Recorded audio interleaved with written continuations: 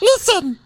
Hello and welcome to NVC IGN's Nintendo Show. I am your host, Casey DeFreitas, and today I'm here with Per Schneider. Hey.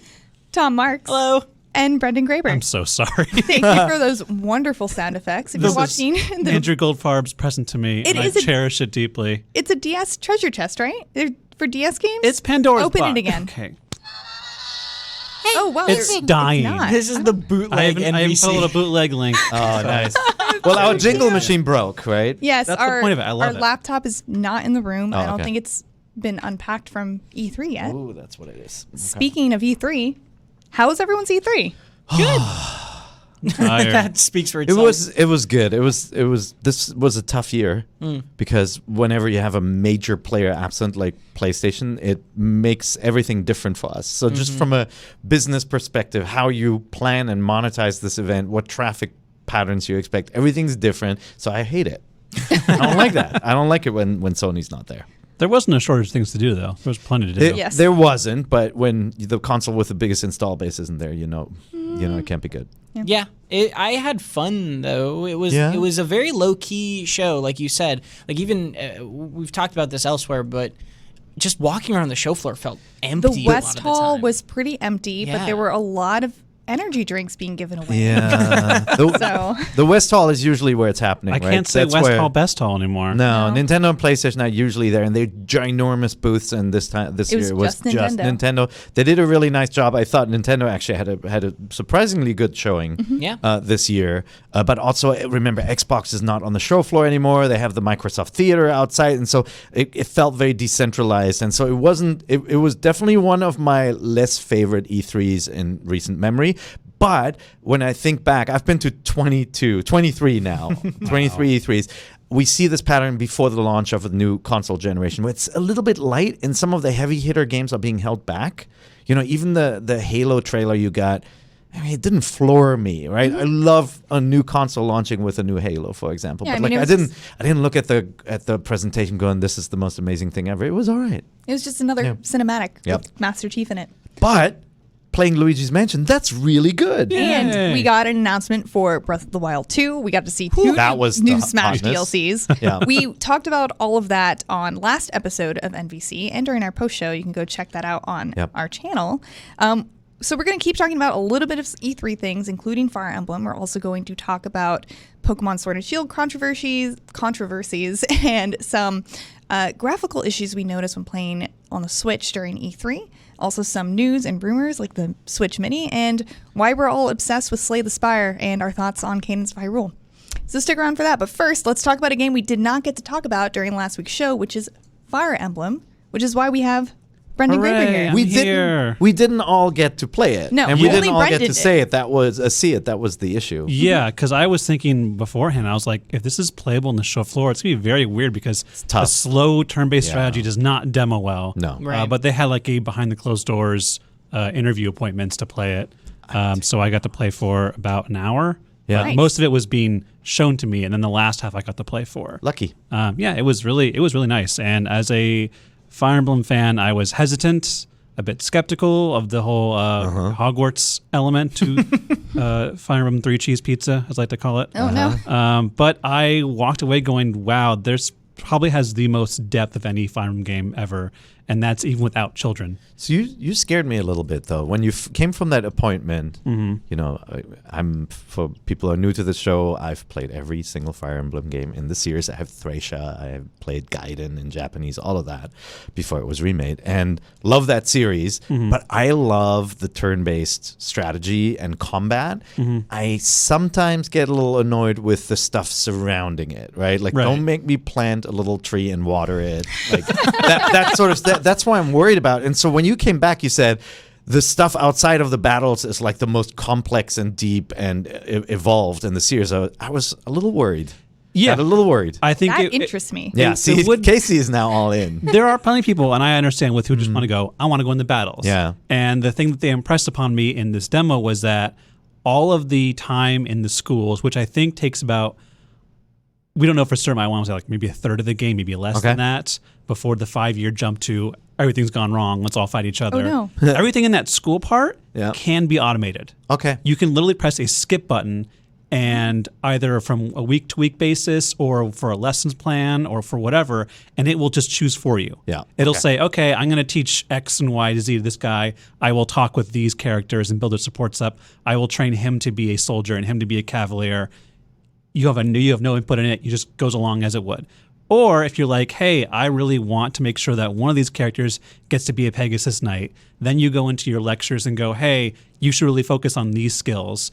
Pass your certification test so you can become that class. Yeah. They have to actually pass exams, which Thomas is laughing. You just got to be the best teacher. Yeah. Nice. And it's funny because like they have a percentage chance to pass that test. So if you really make sure, they'll have a 100% chance. But otherwise, it's a gamble. And you only have so much time in like these kind of months to allocate resources to who to train and what to do. See, I'm super into Persona. Yeah. It does sound a little bit like there's Persona. definitely Persona, and everything's voiced. It's also dual audio, so you can have Japanese language or English or subtitles, however you want that. And so you can actually meet with people, like have lunch with certain students to increase their support rating.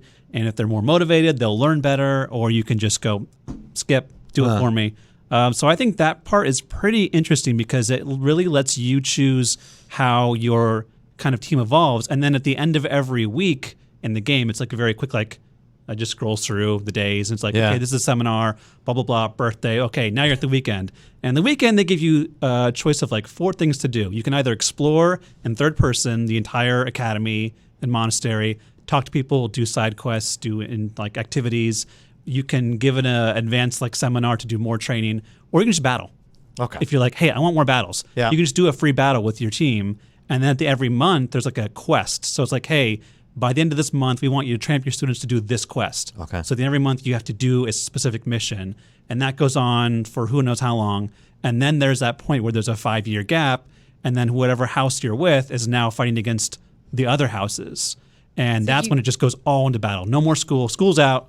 No more studying. It's time for the real deal. And does this cycle back and forth, or was it just one school cycle, one battle cycle? The demo I played was just early on. Okay. It was just like, it was like a couple weeks, and then we skipped to a battle that was in that part of the school year. Okay. So I didn't get to see what was happening afterwards or the story. You'll potentially fight your own students if you haven't. Not your students. So when you first enter the academy, you pick one of the 3 houses to teach for, and you basically train up those students in that house. But on the weekends, you can explore and talk to the other members of the houses and students. And the treehouse rep said, actually, if you're in the blue deer, I think the stags, if you're in one house, Baratheon, but you really like the other, like the golden eagles, I'm messing up the names.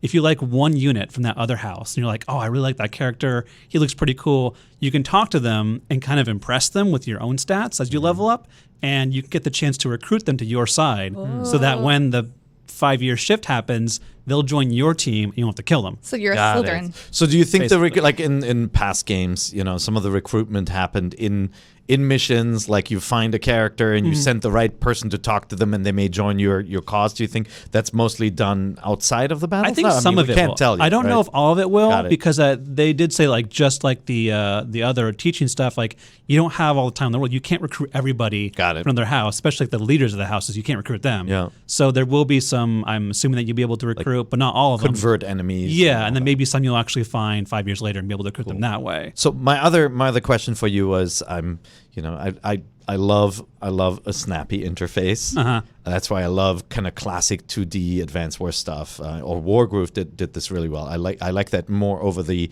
3D field stuff. How did the battles feel? Did it feel like clear grid-based combat? It felt like you knew where to move, how far to move, and it was fast and snappy? Yeah, I mean, I was kind of thrown in the middle of it, but still, there was a lot of nice little tweaks. So now they have like the battalions that follow your guys into battle, but when you're zoomed out, you just see the characters. So you have like the zoomed out grid view. It still shows you how many spaces, where the enemy are, what their range is. There's a new little thing where if you're in range, you'll see little red lines come. Oh yeah, enemies, I saw that. And that's who they're going to probably target. So you'll know, oh, they're looking at my healer right now. I need to get someone in front of them, which is a really nice addition. And then once you go into battle, then it zooms in. You see where you are on the map. The battalions come with you. And you can actually look that way while you're preparing units.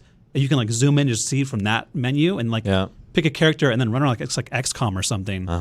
But I didn't like that. It was kind of like a little janky and shaky, the camera. So I think zooming out is probably the way to go. Okay. But it did feel it was very snappy, and I liked how the UI felt and the pre-battle report of you have so many combat arts or battalion gambits to use, and they'll show you, okay, this will deal this much damage. This one will stun the enemy or poison them or taunt them. There's also giant monsters now.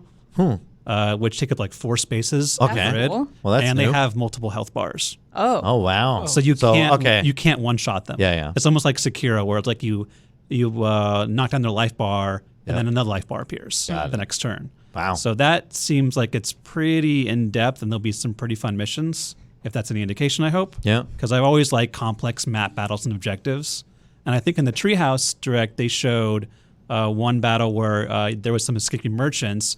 And there was a drawbridge that stopped, and you had to get to the drawbridge, lower it for them, help them escape before taking on the bandits. So I do like more complex objectives than just kill everybody and that's it. Dude, I'm super on board for everything you're talking about I am now. It does seem like I really want to be excited for this. And You said you want to be. Does that mean you aren't? no, I am. And Okay. I mean, I didn't like Fates as much. Did you like Shadows of Valentia? Yes. Okay. Good. But Fates with the story, I was kind of this is kind of a little one-sided, and okay, bad guy, obvious bad guy version or the good guy version, and some of the maps seemed a little bit simplistic. This seems a little like they're going really in depth in how you want to do this and how the objectives will pan out. I'm hoping that's a good sign of things to come. And also the music's really good. Yeah. Always. It's unlike the other tracks. It's Really? very catchy and faster paced. So I'm on board with that. Nice. I have a very important question. Sure. So you said there are no more babies. Yes, thank God. Is there dating? Yes. Can What's you a date your school? students? I think you can build up a support and then date them after the 5-year gap. Okay. I heard I didn't get to confirm it, but I heard from some sources that there is still dating and support. And there's actually 2 modes. There's the supports you get during your class time, and then there's extra supports you get 5 years later. Okay. So that's double the supports. Can you throw magical college ragers? You can throw birthday parties. What? Yeah. Yes, confirmed. But it's like a magical tea party rager. Oh, Will you play permanent? sounds so cute. Yeah, I always do. But then there Good, is me that too. little They got the cheat. the mealless time wheel is now called something else, a pulse or something. The let me take this back. Yeah, Corrector. but you only get 2 or 3 of them in a match. As a player, you have the choice whether you want to use crutches like that, and so hopefully you're strong enough to resist the urge if you want to be a purist and play this game like I used to. But I can tell you, in some strategy games, after you spend an hour and a half on a mission only to make one tiny little mistake, sometimes I make a mistake where I move a unit, I'm like, oh no, that's not what I wanted, and then it's I do over that all the time. Yeah. and your guy is dead. I remember in Radiant Dawn, I did that so many times in one of the chapters of a defense mission, the last turn. Yeah. Alencia gets killed. I'm like, there goes the entire chapter. I got it all over again. Well, that's why I like having the option to turn the permadeath on and off, because what I usually do is turn it off and then always restart if someone dies. So I basically treat it like permadeath's on and kind of behave like it is, but then if I get into one of those situations where I'm an hour and a half into a mission and I just really don't want to restart it, then sometimes I'll give myself that little get out of jail free card. I always leave it on. When I I always did- leave it on, but if I lose somebody, I restart. Well, I like permadeath way more. I really do like playing that way more. Yeah. It's just that I like also not being completely locked into that. Yeah, you don't want to ruin the game for yourself because of mistakes. That's the worst thing. And- We're going to talk about this later, but I was playing Slay the Spire, and I accidentally skipped a screen to pick up a really important reward. And I didn't even want to play anymore. I was like, oh no. But I could reload my save and get it, so everything was fine. But just that one mistake made me not want to play. I feel like permadeath defines the Fire Emblem series because we used to have Advance Wars and Fire Emblem running concurrently, right? And Advance Wars, the units were expandable. You build new ones and you sent them out, and you can play a game of chess where you sacrifice you can sacrifice your queen to win essentially, because you'll get a new queen the next match. And I always felt Fire Emblem was different, and I really valued that. Now, granted, we don't have that dual setup anymore, right? Fire Emblem now has to double as the more casual, simpler, maybe, I don't want to say easier. Some of the Advance Wars missions could be really hard too. But that, Less I punishing. want them to still have that care for the characters, which is if you played XCOM, for example, and you name your troops, you feel responsible for them, right? And so if I have a Tom Marks on my team, I want Tom Marks to be okay. And so when Tom Marks gets shot by a gray man, I restart. I'm having Darkest Dungeon flashbacks. Oh, yeah. My character's like, I shouldn't do that. Darkest Dungeons, I got to this point where I'm like, everybody dies. Everybody dies. Fine. Darkest Dungeon is, and this is getting off topic, but Darkest Yeah. Dungeon is XCOM, but the opposite, where XCOM is you want to protect all your dudes. Darkest Dungeon is Evan Lottie, my old boss at PC Gamer, used to describe it as your characters are batteries. Yeah. You use them up and throw them away. I have a really hard time playing that game, as you can imagine. Yeah. Yeah, it makes me mad. One thing I wanted to quickly point out that I thought blew my mind. I noticed as a small detail when I was doing the battlefields, picking the battalions and having my cavalry guy move out. And then turn, I noticed in the options it said dismount. So your mounted units can get off their horses. They had that before, or yeah. Pegasus anytime, and that can change how they affect the battlefield. So if you know there's archers, get off your Pegasus. Yeah, we've had that in the past. I love that feature. I think that's so cool. That's awesome. So pretty primary verdict is that you played it. It's awesome. You want to play it. I want to play more. Awesome. Hooray. Yeah. So now that we've gotten to talk about another big game, along with the other games we got to talk about last week, I want to talk about some of these smaller games from E3 that we haven't gotten to talk about because last week's episode, Luigi's Mansion. Okay, we talked about Luigi's Mansion. We talked about Luigi for like 10 minutes. But if I'm permitted, just 15 seconds. Okay. I wasn't that huge of a fan of the last one, and I really like this. I really enjoyed this demo at E3 because it's more Lost Vikings-like. No. Luigi has... It just makes for more interesting puzzles. I've been waiting for someone to say Lost Vikings for a long time now. And you can also play it co-op? No, it's just great how you can split up and one guy triggers a switch here, the other guy's up there. I hope they build on that concept and it gets more and more complex. But what I played was just wonderful, and they did such a nice job. The graphics look really good. Mm-hmm. The environments are really varied. Like they basically said, this hotel is just crazy. Don't worry about it. You know, and like it has everything in it. Every single floor really is a different theme. Yeah. Anyway. That was definitely impressed with I considered that to be a small game, but now it's right at the top of my list. Luigi's a big boy now. Yeah. It's a big boy. Good job, Luigi. Very much looking forward to it. But so what about some smaller games that weren't, Zelda, Luigi, Fire Emblem, or Pokemon that we heard about, or Smash that we heard about, or were able to play at E3 that we haven't talked about yet? I can guess what Tom's going to say. Can you guys guess? Well, I already talked about it last week. You did talk about it. Oh, you did? Hollow Knight. Very lightly. Hollow Knight. Yeah, I won't talk about Hollow Knight. You like Hollow Knight? Yeah. He did. He's right. We did talk about it last week. I did talk about Silk Song last week because it is a big game and everyone should play it. But a game I will mention, because if you want to hear me ramble about Hollow Knight, just like listen to me literally anytime ever. Is I got to play a game called Chris Tales, CRIS space Tales. What's Chris?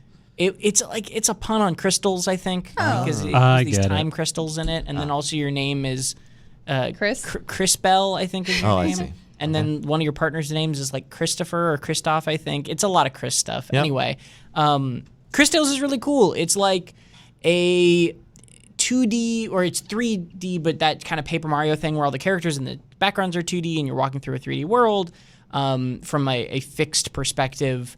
And it's a kind of an homage to JRPGs like that. Mm-hmm. And it's got this weird, cool time-bending mechanic where the screen is actually split into 3 triangles the entire time, and the center of the screen where your character is the present. To the left side of the screen is the past, and the right is the future. And so as you walk through, you can see every environment around you moving through time as you walk, which is really cool. And then you can use that in combat where enemies will be on the right and left side of you. And if they're on the right side of you, you can send them into the future. So like the boss fight I did the boss had this like impenetrable metal shield, and I had to use water magic on it to make it wet and then send them into the future where it was rusty and then it wasn't working anymore. Wow. Yeah. That's kind of wild. Yeah, it's like it's got some rough edges still. Who's making this? Modus Games is the publisher, I know. I don't know who specifically is developing it, but it's got some rough edges still. I think it's still early on. It's not going to come out until 2020, but it's just really cool. It's like a very weird, unique, neat game, and it takes a lot of inspiration from like Paper Mario and Persona in its UI a little bit. It's just a very stylish, neat game. I wrote up a preview if you want to hear more about that too. Oh, that's right. Yeah, I did see that. Mm-hmm. Yeah, now that I see the artwork for it. That looked really nice, and our audience reacted really positively to that. One to keep an eye on, that's for sure. Yep. Awesome. Brendan, what about you? Well, aside from Hollow Knight as well, which I made time to go see on the show floor because I liked it so much, I also played 2 other Kickstarted games. I guess Silksong wasn't Kickstarted. Kind of. It was a stretch goal for the first True. game. But yeah, so if you saw the Microsoft conference, you may have seen a little small game called Spiritfarer, which is like Animal Crossing, but all your friends are dead. In the best possible way. You're like a ferryman for spirits who are passing over, and they all come aboard your boat, and you build a little home for them. You attend to their needs. You learn about their stories. You do tasks for them. You do fishing. You can like build a little orchard on your boat, and you kind of help them get ready to make that next step into the beyond. And every character you make, you can give a big old hug to. Aww. And I love it. That sounds so nice. It is a very sweet and heartwarming and a little bit, bittersweet game because you have to say goodbye at the end.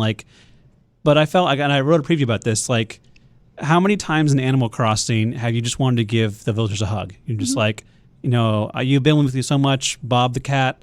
We've been through some cool stuff together. I'm going to send you a letter.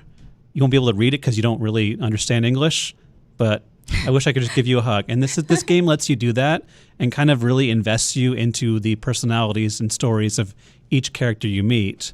And I think that's a really cool way to like have that kind of Animal Crossing sim, or like the what are the games that have done this? I'm blanking on that name. Stardew Valley. Yes. You did it. Thank you. But yeah, that little thing. That little gem.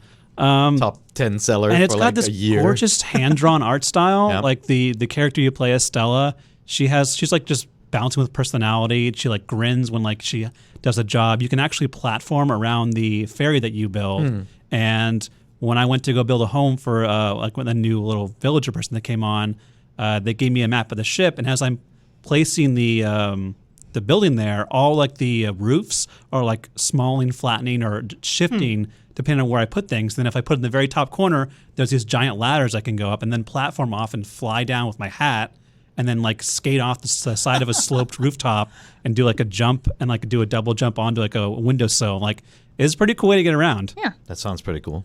It's very cute, and I definitely recommend looking into it. I can't wait to play that. The other game I played was the opposite tonal shift.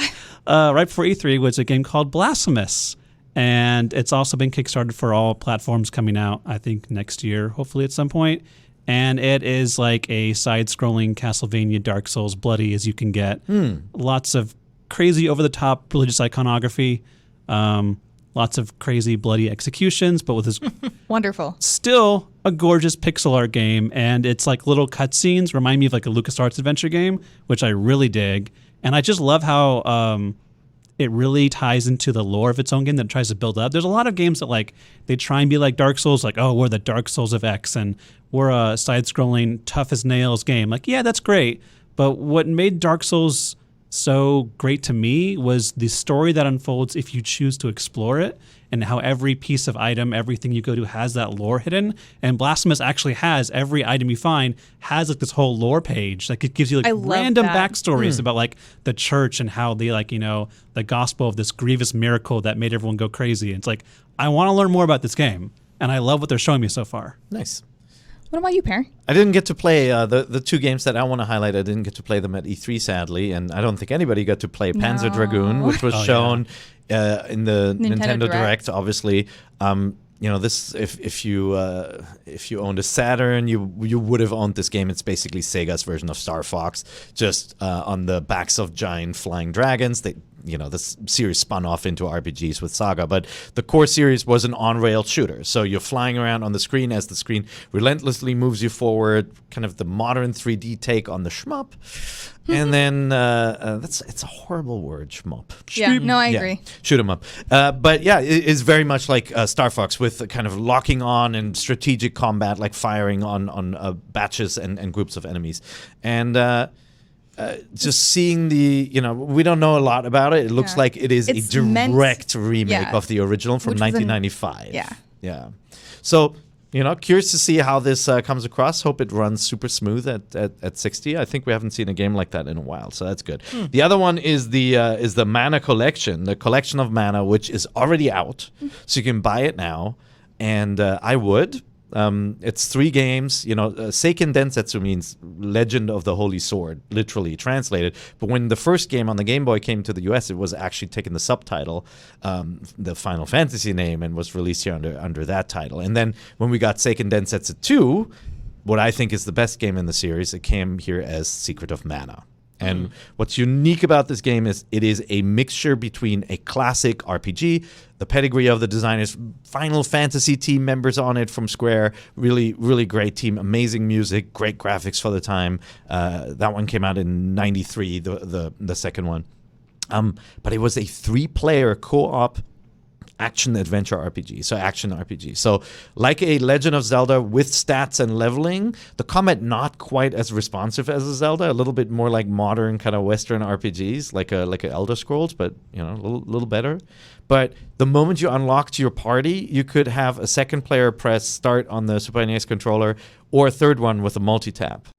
And then the coolest thing about this, it actually brings Seiken Densetsu 3, the third game in the series, to the US for the first time as Trials of Mana. And that is a really great game that we never got in the West. Came out in 1995, so very late in the game for the Super NES. Nobody knows exactly why it didn't come over here. Just like with Earthbound. You think they're going like, just like with Earthbound, it's Nintendo? like this weird thing where people obviously loved Secret of Mana and want to see the sequel. It's only got a 2-player co-op mode, but all of that is playable on the Switch, so you can hand your controller to somebody else, play 2-player, an entire story-driven RPG together with a friend. That's awesome. Do you think they're just sitting on Mother, just going like, we could do it? Don't give us that hope. I have no explanation for it. Squander it. It is one of Nintendo's biggest mysteries. They have the resources. It would sell really well on the eShop, and they're just not doing it. And it has to be something with some ugly breakup with Shigesato Itoi, the game designer. Who knows what's going on there? But it is so confounding. It makes no sense because the characters are in Smash Brothers. There's an ancient weird. Evil curse that kills whoever tries to port it over. No. If you care about classic games, buy the Manna Collection. Start with the second game. Like, you can play them out of sequence. It's totally fine. Yeah, they're not connected to the story at all, right? So which ones? The first one is not co-op, and the other 2 are. Yeah, that's right. Okay. Yeah, the second one is 3 players. The last one is only 2, even though it has a bigger party than that. Yeah. We didn't get to play it, but I did want to call attention to one game that we kind of knew was happening, but I'm just so happy to see that it's finally happening.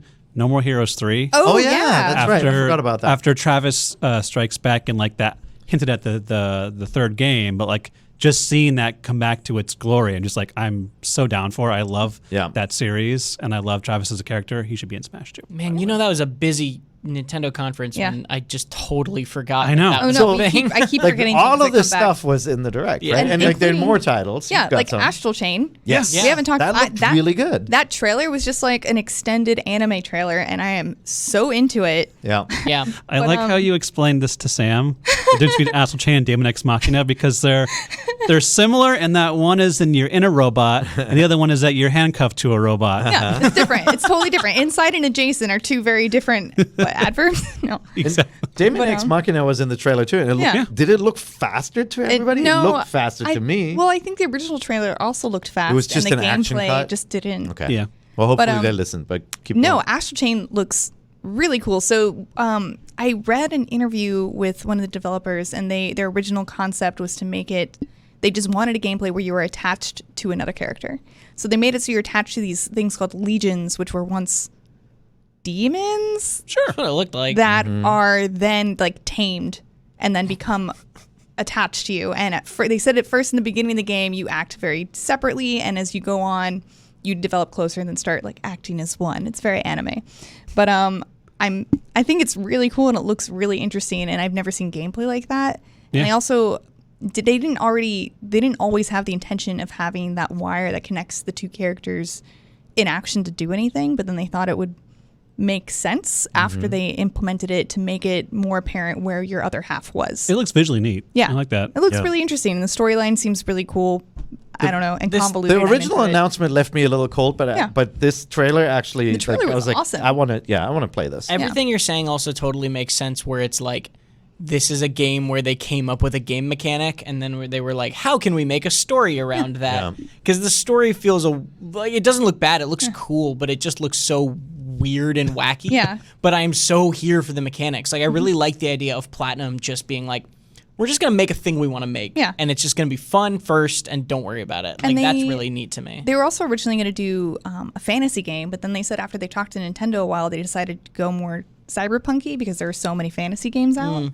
There's no cyberpunk games at all. Oh, no, I know, right? But you usually don't hear developers being that candid about kind of the process this early on, I feel like. Yeah. And you play as a cop, and it's more than just action adventure. You can pick up trash. Yeah. I think you can go to the bathroom. Sold. Yeah, I don't know. What? I don't know. That's just what I read, but I'm excited to play it. I also got to play Rune Factory 4 Special, which was originally a 3DS game. And man, that game is just so me. I'm so excited for Rune Factory 5. So it's a dungeon crawler where you can tame monsters and bring them back to your farm and level them up and bring them out in your RPG party. And it's an action game where you can change your equipment, change your magic, customize your character, and then you're also you also have a farm where you have to grow also Harvest things. Moon. And it's also Harvest Moon. And Marvelous brought us the original Harvest Moon, Bokujo Monogatari, Yeah. which is story of seasons now. So I mean, obviously some similarities there. And then you Harvest also Moon, have you hunt monsters. You like this? Yes. I know, right? Yeah. And then you also have to manifest relationships with the townspeople. You can also date and uncover a lot of backstories of all the characters by dating them. And then you are also mistaken, or like the townspeople, you have amnesia, and this is a staple of the Rune Factory series. No. I know. And you are acting as the prince or princess of this town, and then you have to give orders to, like, you give an order to like hold a harvest festival or something like that. You like manage a town, and you have amnesia. For some reason you're like Sherpa, the person who's telling you how to get by and what to do as a dragon. So cool. Oh, there it is. There it is. I like how you buried the dragon until the last that was moment. just so you're all in. No, yeah, 100%. Yes. And Okay. I mean, it was originally a 3DS game, so it doesn't look that great, and it's also there are some animated scenes that are a little bit raunchier than I expected, but I'm just going to totally overlook that, and it's fine. All right. Yay, anime. Yeah, anime. And very short, I wanted to mention Volta X by Gung Ho. It is a really cute game where you manage a mech so it was inspired by like Power Rangers, where each person is managing one part of a mech. So you have one person in the helm managing defenses. You have one person in the arm managing like your missile things. So you have 3 different characters inside of a mech, and you put them into different rooms to do different things. So you put them into the arm to power up your like charge beam, and you put someone in your left leg because it just got attached and it needs to be repaired. So it's just like a time management game with little people who are all good at different things. And you get unlock different mechs and stuff. Pretty I thought cool. it was cool. Nice. There was another really small game called The Witcher. Oh, yeah. The who? That too. That we didn't talk about that much, but I mean, it happened. It's crazy to me that we're gonna get The Witcher 3 on the Switch to Dark take magic. with you, but we'll see. I mean, look, if you have access to another console, you're probably better off playing it with the fancy graphics, because you know it running in 540p/720p might not do the gorgeous visuals justice. We'll see when we get to actually play it, but you have to play that game. You have to play it. You have to find a way to play that game. Somebody from CD Projekt Red in an interview, I think with VGC, was saying that they're still really proud of the way it looks. Yeah. They definitely had to tune it down and turn down foliage and that course. sort of thing. But It's a modern open world RPG. But they're apparently pretty happy with where they got it still, which is exciting. I think it's similar to the Mortal Kombat situation, where it's like it's not gonna look great if you have other platforms to play it on, but it's still worth playing if this is the only platform you have. The fact that it exists is fantastic, Yeah. regardless. It's one of those games. I would have given it a 10. I love that game so much. The stories they tell in the side quests are better than the stories that other games tell in their main quests. It's that good. Takes a while to get your feel for it, because the combat doesn't feel as snappy as like a like a Zelda or something like that. It is a dance. But when you start to build your powers, then it will click, and it's just the stories. Everything's so cool. That world is so awesome. Also, a really quick hot tip for people who are going to be playing it for the first time on Switch. Get out of the first area of the game as fast as you possibly can, because it's the most boring area. Yeah, there's nothing. Yeah. Like, you're going to want to do everything and see everything, just like get to the next map. That is a really good tip. That's what I did. Take down the griffin and then leave. Yeah, pretty much. Otter tip, user guide. Oh, that's new. Yeah. So that kind of segues into our next topic. So The Witcher 3 was made for not the Switch. So we kind of expect the graphics to be downgraded and not be as good as they were on the PS4, Xbox One, or wherever, PC, wherever else you played it. But do we give the same leeway to games by Nintendo for Nintendo? Because so Brendan brought something to my attention. People are comparing trees from the Pokemon Sword and Shield Treehouse demo to Breath of the Wild trees. And when I first saw it, I thought it was an Ocarina of Time tree. And you from wouldn't be the only one. So there are a lot of different caveats, but of course, this was not playable. This was just what they showed in Treehouse. So is it a placeholder? Is it going to get better? Nah. So It will not get better. Yeah, it won't get better. That's the tree. But it's not the Switch's fault here. Yeah. Like, look, there is a limitation to what you can do on the Switch, and as developers become more and more familiar with the Switch, games will look better. Luigi's Mansion is a great example of that, by the way. Yes. Like, some of the areas look freaking awesome. Looks really good. And the next Zelda game will probably look a lot better than the last Breath of the Wild, even if it reuses the engine. Game Freak is not a graphical powerhouse. The makers of Pokemon have never made a game that is on par with something that Nintendo's internal teams have done with that same perspective, the similar graphics engine.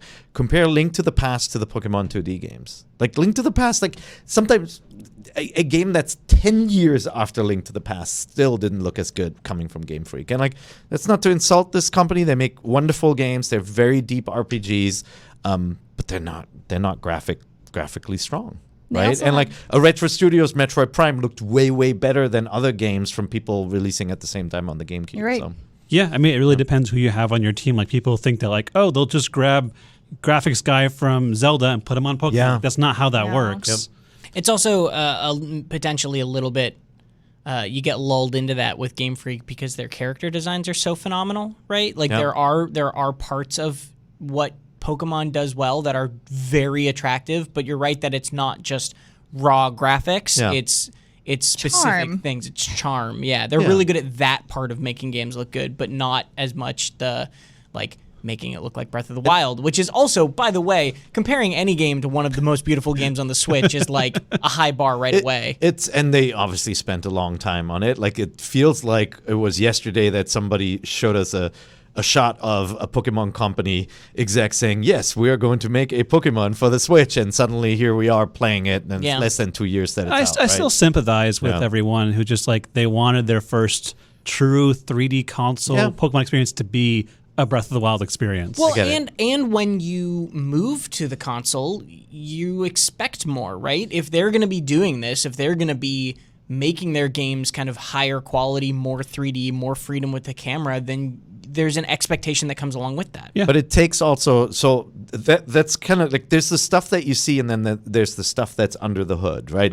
What is the system calculating? Some games have really awesome AI. Not to say that this game has that, but like some games have really great AI, and it takes a lot of computational power in the background to make the enemies behave in a certain way, and sometimes that takes away from, the computing power you have left for the graphics rendering and all of that. And so there are trade-offs. F-Zero X famously said, the designer said, we want to push all these cars on screen. We don't want to just have 7 enemies. We want to have, like, I forgot what it was, like 30 or something, right? Like, and so they made everything much simpler and ran the game at 60 frames per second. That was a design choice. And like with Pokemon Company, they're going for something that isn't quite as detailed. They do potentially have more moving creatures on the screen at a given time than Breath of the Wild. Right.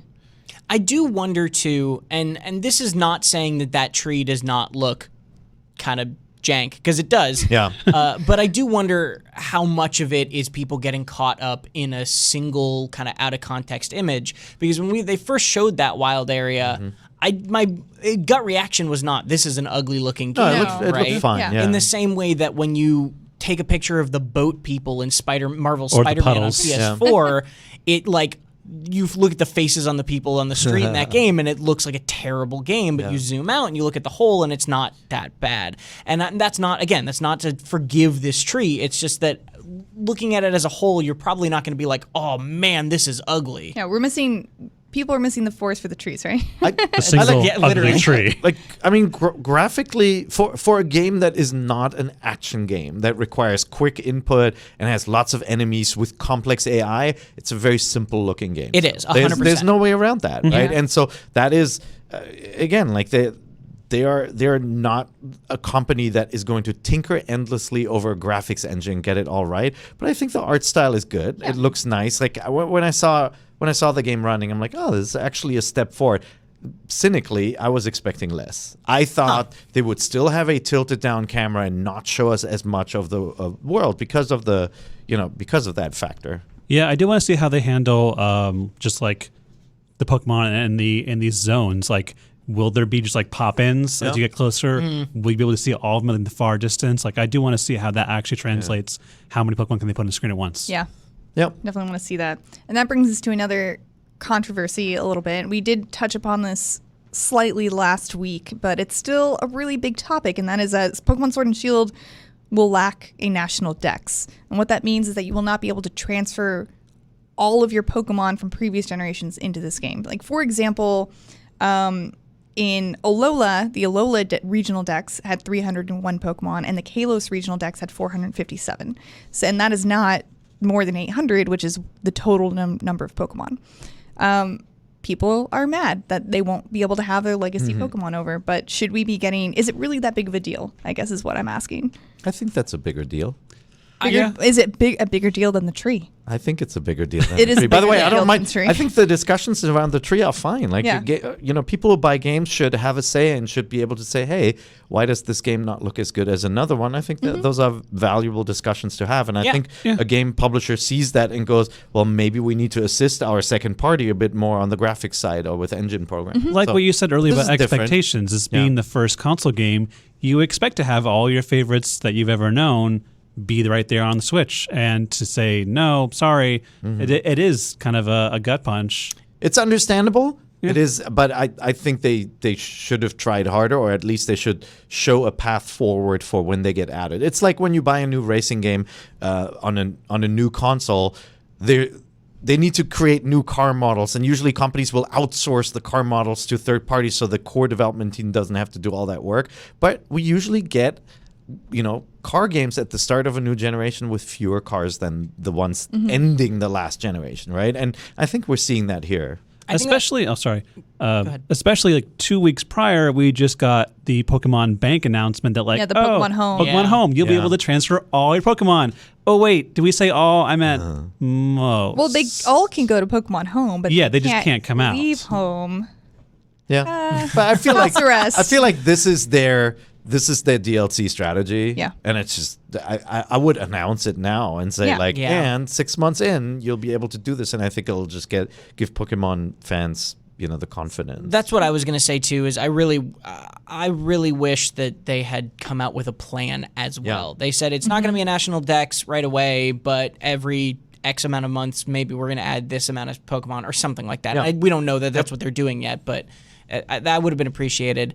What we do, and this maybe segues into what you were going to talk about or mention, is like we don't know how big the National Dex for Galar is going to be, right? Yeah. Like, it could be that they're saying, hey, we're not doing a global Dex, but this Dex is actually pretty dang big. Yeah, like if we get 600 out of 890 or how many, that might be optimistic. Okay, so X and Y had 450. Oh. So I think we will have at least 450 Pokemon in this. Do you hear that, Pokemon Company? Are we getting to a point where there's 450? That's what I want.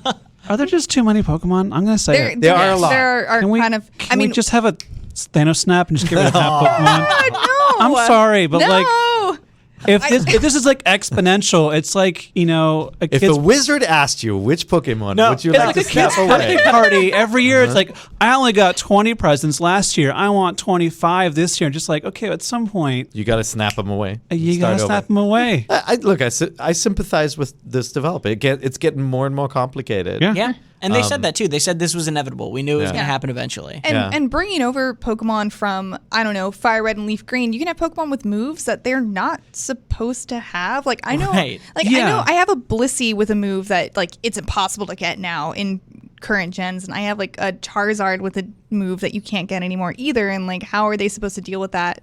They will have the generic animation of them going. Well, they just move sideways and it's like a little spark as we've seen, that's already how it works. Yeah. Like, they showed a Score Bunny using double kick, and it's that same, like, just foot. Yeah. So. But yeah, like you're saying, like, they're back in the day with, like, Leaf Green or whatever. They didn't say, like, oh, eventually we'll have these guys on the Switch 20 years later. Like, no one was thinking that far ahead. So, like, as much as I want to be able to transfer all my Pokemon from the very beginning of time to here, like that, there's a lot of, like, legacy coding and, like, problems that can arrive. And I thought what was funny that happened on Twitter recently is someone was talking about, well, why don't they just, how hard can it be? Just, render the Pokemon in 5 minutes and bring them over. And so they started a Japanese hashtag of, like, Pokemon renders in 5 minutes. And people started going into, like, Blender and just making one in 5 minutes and showing the result. Like, there's your Pokemon. And it's, like, really, they're the best. The best kind of best. I'll paste the hashtag in the comments in the YouTube video if you guys want to check that out. But that's, I mean, look, game development got more complicated, and there are companies that can handle that for you. There will be, eventually we'll get to a visual fidelity where I don't think companies have to iterate on the polygonal models all the time. I think there'll just be this great library of stuff you can buy, and I'm sure they have lots of external companies already working on 3D models for all the Pokemon. So just keep at it, keep working. Yeah, bring in more help, bring in friends. Now on to some news. Very, very small. So small, like the Switch Mini. So there was a supposed Switch Mini leak from Hansen, which is an online retailer that is known to sell kind of bootleg things, as was being explained to me. And they put up listings for Switch Mini cases and screen protectors and things like that. But as Tom pointed out, they look like mock-ups made by a fan like a couple of years ago. Yeah, it's almost the exact same image as a mock-up for the Nintendo Switch Mini that was made in 2017. With a little screenshot superimposed on the screen. With a screenshot and it even superimposed. Looks raised. Yeah. The second you caveat that this is done by a bootleg seller, I'm just like, my doubt meter's raising. I would say basically that I researched this as much as I could. I sent an email to Hansan. Nintendo said they had nothing to announce in response to this. Yeah. But I think that the easiest takeaway from this is probably there's still a Switch Mini of some kind coming. We don't know. We've just heard so many rumors about it that it can't not be at this point. Yeah. Is a safe bet. But probably this is Hansan speculatively making something for that they don't actually know about, and these aren't real products. So search listing. Right. No, I think it's more about talking to retailers overseas and saying, hey, when this thing arrives, we're ready, right? We will make something, because it's not that hard for them to crank out that shell. They just need one unit or the measurements for one unit. Yeah, and you can't go. There is, I mean, what the kernel of truth might be is that I think the people in manufacturing in China are probably tight with each other, and if somebody's working on something. And Nintendo recently moved some of the manufacturing out of China into Southeast Asia too. Maybe there are some loose lips who are talking about things that they're building, and somebody told someone, hey, this is the shape of the thing. Yeah. Who knows? I think that's possible. Yeah. I think that this should not be taken as an indication of this is what the Switch Mini looks like, because it is almost certainly a fake render mock-up that the company made. But it looked like the way I would have expected. Yeah. It did. It's really good. It did. When somebody says a cheaper version of the Switch, it means with built-in controllers and a D-pad on it and smaller, and that's what it would look like. That's exactly what I would have pegged it as. So we've also come into the news that Retro Studios is looking for an art director for Metroid Prime 4. Guys, what does this mean? Means I got a resume to send. Means Metroid Prime 4 is probably at least 3 years away, is my bet. So you think because the job description said somebody who guides, like oversees the overall art direction. Even for the title? it said somebody who will set the artistic vision of Metroid Prime 4, which implies to me that they literally found out they were doing this when Nintendo announced it and they had no idea, and it's just like... Or they didn't like their previous art director. Yeah, this could be an incoming person taking over and setting the new vision, picking up where someone else left off, and going, now you're in charge of sending that could be too. I just think it is very far away regardless of that. I think the game is far away. I don't think that this indicator is as strong because, yes, if somebody left in a position at IGN, we'd probably use that job description again. Yeah. That might be it. This might be the job description for the art director. And like this is what you're working on. That person leaves and they need to bring in somebody else with that. Because that's also like, going forward, that's still your job.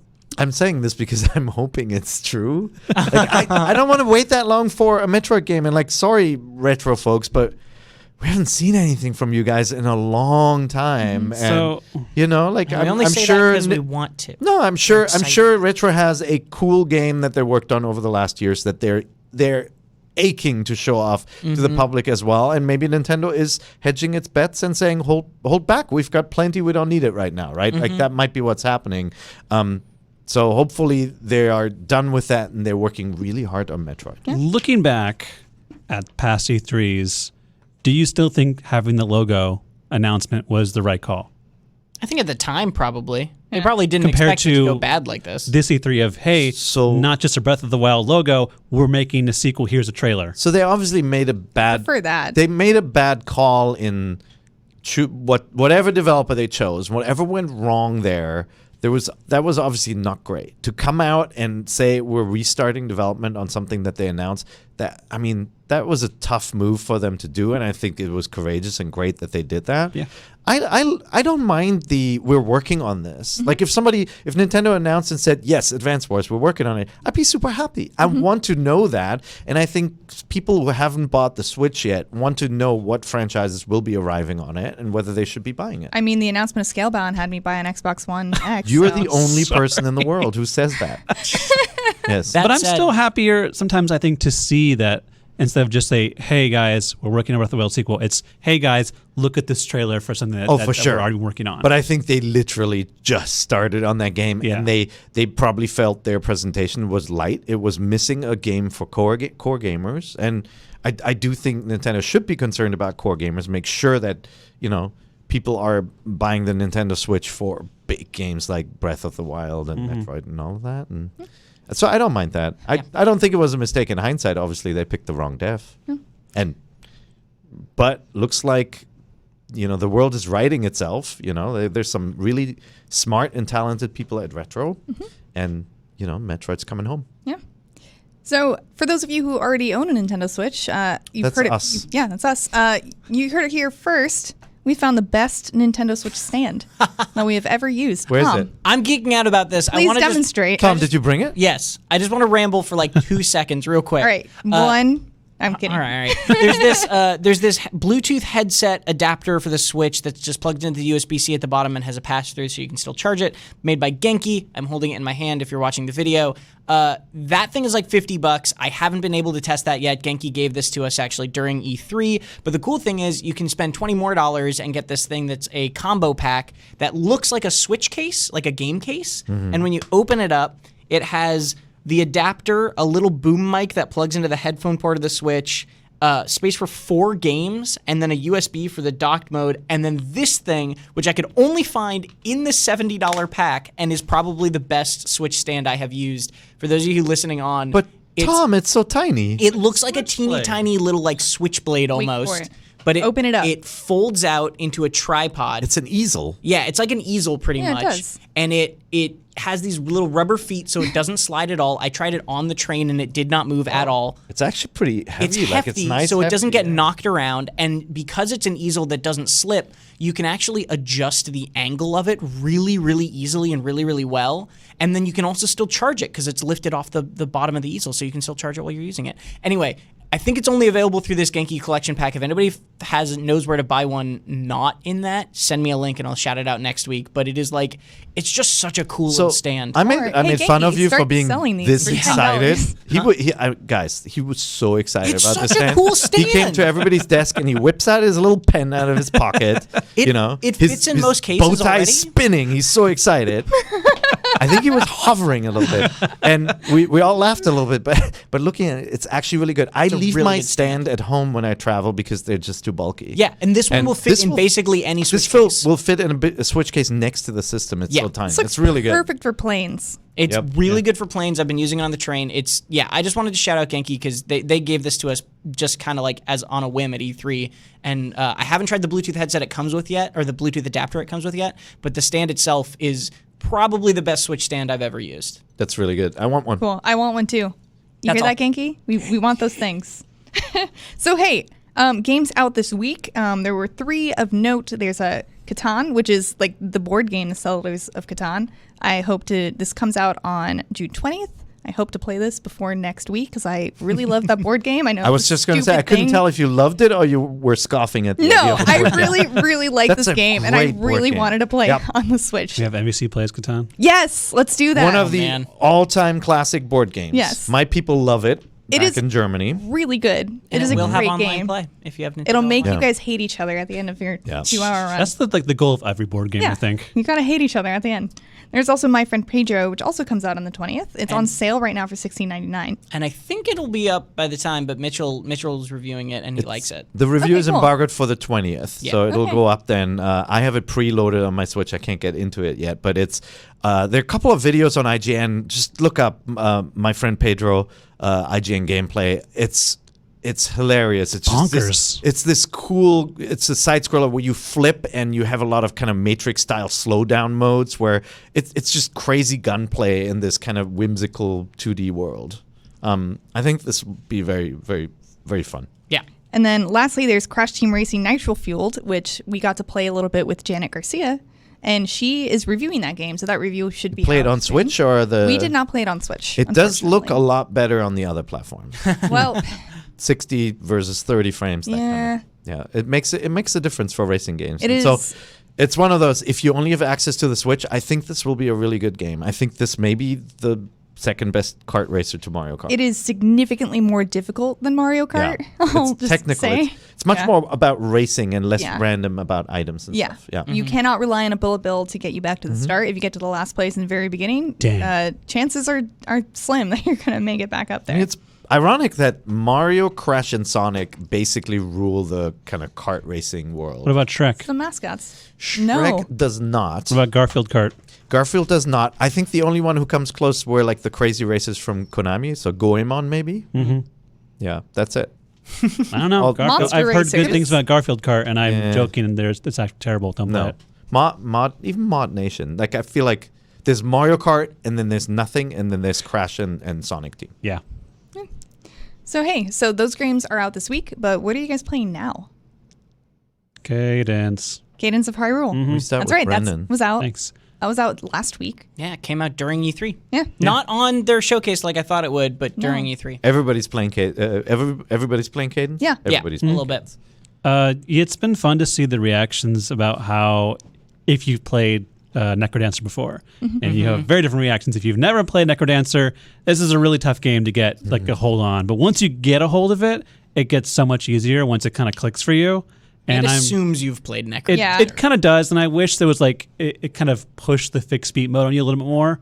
But it's like going like, hey, you're kind of screwing up. Do you want fixed beat mode? Like explaining what fixed beat mode did would be kind of nicer because turns into turn-based, basically. But also fixed beat mode in co-op is incredibly difficult, and I do not recommend. Oh yeah, no. Don't do that. This is for single player mode only. This is actually a PSA if anybody's playing Cadence and is very frustrated. There is a way to turn off the rhythm where you can just basically play turn-based, like Per said, and it is a really good way to learn the game at the very beginning if you're not used to Cadence. You'll understand the enemy patterns and how you can damage them without getting damaged yourself, basically. And it doesn't even more than turn-based. It's basically play at your speed. Yeah. Where you can play as fast as you want. You can just run across the stage. Yeah. Everyone else will chase you, but once you kind of get it, you can adjust the speed and then like kind of try to mimic the beat of the music and then go back and see how close you are to the actual beat. So I had a hard time getting into it as well. And some of it may be this weird uncanny valley problem where you're used to a game that looks like Link to the Past, Link Between Worlds, what have you, Four Swords, and then you play it and it's not, right? It's so different how you attack people. Some of the verticalities change, like the way how you get up to second levels is different from the classic Zelda games. And so at first I found it frustrating. I kept on looking at something that looks like Zelda and going like, I just want to play it like a Zelda. But the music is so good that kept me going. And then over time, as you described, like it just kind of clicked. As you upgrade your weapons, you don't die quite as much, and you understand the enemy patterns. It gets much more. I think it was a great idea for them to not have this to be totally randomized. Once you start your game, that version of Hyrule is locked. Yes. Yeah. When you die, you come back to the same world, the same screens, the same enemies, so you can actually train yourself against one area that's really difficult, and you can find the same chest to go, oh, I know the hover boots are like 2 squares up. I'm going to go get those again. And then once you get some items, they stay with you. Like having the spear was like a huge boon for me because I could poke enemies and it felt a lot safer to me. It's very smart design. Also, real talk, I love the way that the music pulls from every Zelda game. Like everything. There's Wind Waker in it, everything. Yeah. The title screen is the opening screen for Ocarina of Time. Yes, remixed. It's such a cool remix. Loved. It was so good. Yeah, it hit me in the feels, man, when that first came on. And then the dungeon is some of the dungeons have the overworld theme with like weird like voice samples. That's the shopkeeper. That's from Necrodancer 2. Is when you get close to the shopkeeper, you can hear him singing. Oh, that's what it is. And the singing is so funny. Yeah. Gerudo Desert music's really good. Yes. Yeah. No, it's if you're a Zelda fan, it's worth playing for the music alone. Yeah. And there's more that, like, as you progress, you'll get more and more tunes. But I do think they would have been a way to do this, like start the game off as turn-based. Yeah. Like with the slowed down stuff, just for people to get it, because the game does not do an amazing job at onboarding you. Maybe look up some tips and videos before. Which I'm working on right now. Thanks, Brendan. It's really easy, and don't feel discouraged by this. It's really easy to leave your house, walk to the second screen, and just get bodied and have no idea what happened, and just die over and over and over and over. Yeah, because it's randomized when you start that game. Like you could have the swamp or Lost Woods right next to your starting screen, which is a difficult area. Yeah, And it's very brutal. But it's like, like even in the Zelda franchise, when you play a game like Link's Awakening, when I first played it, it felt different from Link to the Past too. Like it's much, you have to use your shield. But Link to the Past, you don't have to use your shield. Not really. And Link's Awakening, it's crucial. You have to push spikes with it. You have to push back on enemies with it. And I feel like this game is a little bit like that, where you just got to relearn some basic things. But then there is a lot of puzzle design that's rooted in Zelda. There's even some puzzle design around how to defeat certain enemies that are positioned in interesting places. Which is cool. For sure. But I have to be honest, though I am enjoying Cadence of Hyrule, I downloaded it yesterday. And then I played Slay the Spire until midnight before switching over. Yes! And wow, so Slay the Spire came out not last week, but the week before. Yeah, and I forgot to mention it on games coming out this week. And it came out on PC in January. And it was on early access for about a year and a half before that. I would like to chime in with a disclaimer. Yes. The game is published by Humble Bundle, which you may not even know, which is owned by our parent company. So, they don't give us any special consideration, and we're not working from the same building, but I want to point that out. Yeah. And we would be talking about this game no matter who was published. I didn't even know until I looked it up to add some specs for the show today. I know. That's kind of what that ownership means, is occasionally we have to be like, crap, we got to do a disclosure. Like and that's Dan does this all the time. I'm like, hey, that's a Humble game. He's like, oh, I didn't know. Oh. But literally it's two separate companies. I am loving this game so much. It's great. And it's really good. I don't even know how to explain it. Tom, you'll do a better job. It's a deck building dungeon crawler roguelike. So you go through a thing called the Spire, you get deeper into the dungeon, enemies get harder, but you have a deck that starts out with very simple cards that are just attack or block pretty much. And then as you go, every time you beat an enemy, you're given a choice of 3 cards, and you pick one to add to your deck. And you get stronger and better cards. You start getting cards that are combos, where like you might get a card that's lots of cards that build up your block, and then a card that does damage based on your block, or you might have like cards for one of the characters that do a lot of poison damage, and then you can have a card that spreads that poison to other people. It's just so clever and so fun and so complex, but also accessible. This game, when I reviewed it in January, I gave it a 9, and it was this funny thing where it came out, I reviewed it, and then suddenly Brandon Tyrell and Dan Stapleton started playing it like a month later, and suddenly it was all they could talk about for a month. And now it's out on Switch. Did you review it on Switch? All I want to do is play this game. We bumped up the review, we did. But we didn't update. We didn't do a specific review for it. I would say that there are occasional slowdowns I've noticed when you have a lot of cards on screen. Yeah. But I haven't noticed this. Yeah, and other people haven't noticed it as much. It's minor, yeah. There's nothing wrong with the Switch version. It's the touchscreen controls work really well too. Actually, like it's a nice port. The stuff I love are, as you progress in this kind of Spire, and it's, if you play SteamWorld Quest and you like the kind of the very simple card-based mechanics for the battles in there, it's like that without the walking around. You basically hop from battle to battle, but what you do matters for future battles. Like you can sometimes make choices whether to heal your party or get something, right? Or to upgrade a card. Yeah, or upgrade a card for good. So it has that progression built into it. So it has a little bit more. It's not just battle after battle. It has progression. Yeah, it's a lot of decision making and risk versus rewards. It's the whole game, yeah. And basically, it starts out. They show you a map, which you pick one of 4 starting points, and there is a flow chart that goes up to the boss. And so you can you can pre-plan your path, and there are battles along the way. There are merchants. There are campfires where you can either heal or upgrade. And then there are the elite monsters that are very difficult but give you a really good rewards. And One there's that you question marks. missed, you said earlier? Yeah, so I mentioned it earlier that I beat a boss like at the end, where I got to choose a really good relic, which are passive abilities that stick with you. So they are very powerful and very good. And I accidentally pressed a button to skip it. But if that happens to you, because they have that built in, because some people like to challenge themselves by not picking up any new relics, not picking up new cards, not getting more items. And also, pro tip: it's a really good idea to skip cards eventually. Yeah, you don't want to overbloat your deck. There's some relics too. Like there's a relic that rolls the dice of whether your cards are cheaper or more expensive, for example. The Snecko Eye. Yeah, you could choose to skip that because that could be quite the curveball. Yeah. The Snecko Eye will mess you up. Yeah. But man, I'm really enjoying it. And there are 3 different characters that you can choose from that have 3 different types of decks to build. Perfect airplane game too. Oh yeah. And this is a game that I played a ton of on PC and just sort of drifted off of, and now I find myself playing it basically every day. And and if you are incredibly indecisive, it works as a co-op because you can play with someone next to you who can help you make decisions. Yeah, it's actually a pretty good game for that. Yeah. Did you? We don't have. You're playing Bloodstained, not on the Switch, obviously. No, it's not out yet. Yeah, Bloodstained Ritual of the Night comes out next week on Switch, but I did start playing it on PC. It's out. The PC version is out for backers or something, or it's just out proper now. Yeah. Okay. And it's fun. I'm liking it. I watched Damon play. It looks like Castlevania. It does. It is Castlevania. Yes. It is very Castlevania, and I'm interested to see what the Switch port is like same. and that jazz. But yeah, we can talk about it maybe more next week. But I'm definitely enjoying it. I'm early on, but I'm enjoying it. I'm holding out for the Switch version. I want to see it first before I get it anywhere else. I'm playing Cadence of Hyrule, but the other game I'm playing that's coming out I think next week I think it's out on the 20th. Is that right?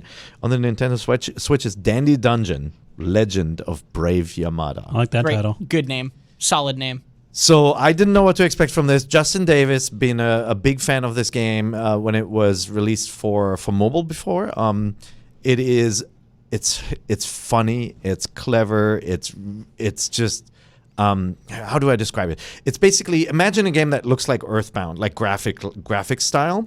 But where instead of an RPG quest where you explore the lands, like every challenge is self-encompassed in like a one-screen puzzle where you have to basically draw a line. You can do this with a stick or with your finger.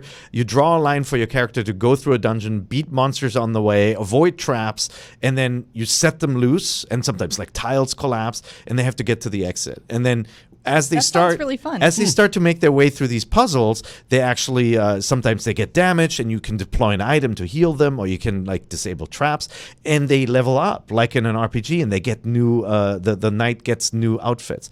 That's the actual core gameplay. Then there's the meta game about it around it, which is Mr. Yamada is a guy who worked at a software company who goes home after a long night of drinking with his friends, starts programming this game in his spare time, and it's like presented. He's in his room. He always takes his clothes off except for his underpants because he likes to program almost in the nude. It is very strange, and he looks a little bit like Mario. And then he hacks away at his computer. It's like, tuk, tuk, tuk, tuk, tuk, tuk. And then whatever he programs is what you get to play. What? So after he doesn't show up for work because he's so enamored with this game, his boss shows up with all these like Men in Black, basically cronies. His boss is a giant onion. He's really mad and he fires him. And so then Yamada goes to his computer and he programs the boss, which is of course his real life boss, and he falls in love with a woman from the next door apartment. She becomes the princess, and so all this like real world stuff gets like integrated in his game, and new menu options appear. Like he just keeps programming the game. Wild. And then there's a spy who comes in when he's asleep and he adds stuff to the game too. So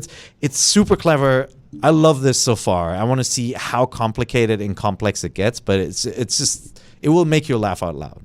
It's so good. I definitely want to play that. Yeah. So, hey, I know we're going a little bit long, but question block? Question block. All right. Yeah, what do you got? It's time for question block. From Tyler O'Sullivan from Maine. He says, insert obligatory love the show message here. With Breath of the Wild 2 appearing to use the same engine and map as the first, what do you think will or want to happen to make it new for exploration? Hyrule Castle Rising causes dungeons to appear across the map. A new continent appears for Link and Zelda to explore. Flooded Hyrule again. Sky Kingdom again. Thanks, and keep up the great work. What do you guys want from Breath of the Wild 2, or what do you think will happen? I think it's clear the game is going to start you out in the same world. Something cataclysmic happens, and they will change the map, because I don't want to just explore the same map again and just find a couple of dungeons. I want it to feel different. So option one, it's before, and like some of the things that are in ruins are actually not in ruins. That would be really cool. And so you're going like, oh, I remember this village up there. Let me go check it out, what it looks like. Oh, I remember this this broken temple. Let me check out the Temple of Time. That could be one. The other thing could be just like everything gets messed up and you actually go underground and find more stuff. What do you? So Nintendo specifically did say sequel. Do you think they are actually mean it's sequential? Yeah, I think so. I think so. Who knows? I have one weakness. Okay. And that is the Dark World. That's what I was thinking too. I was going to say. Give me a Dark World. That's for Breath of gotta the be Wild. what it's going to be. Because you can keep the same geography, but you can make all these additions and subtractions the way that Link to the Past worked, where there was a giant pyramid where Hyrule Castle was.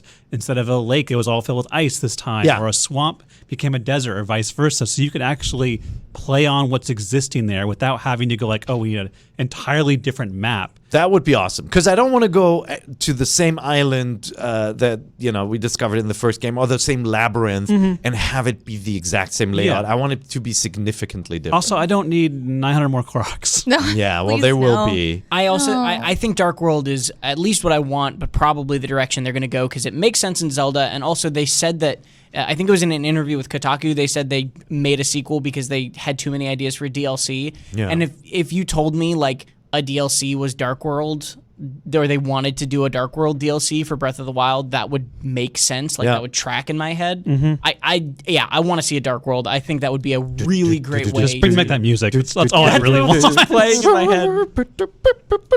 I know that they don't have a lot of music in the overworld in Breath of the Wild, but if they just bring that's all I want. Yeah. Just like a little. That would be really version. cool. But like just them saying sequel doesn't mean that you don't travel back in time, right? Like think of that's Ocarina true. of Time games like true. that, or Wind Waker, and Well, Majora's Mask, you fall through a weird exactly portal thing and end up in. But that one shot we saw was the overworld we Yes. know, with the castle lifting off Ocarina of Time style. Maybe? I want it to be in space. Zelda in space. That's No, my call. I don't want it. I don't want Space. But you also no didn't see Skyward the, Sword, happy floating island. That one shot, you didn't see any Divine Beasts in the background. That's right. There wasn't. And so true. it feels like those are done, right? We've done those dungeons. They're having shawarma somewhere. They're done with the story. I do want more traditional dungeons.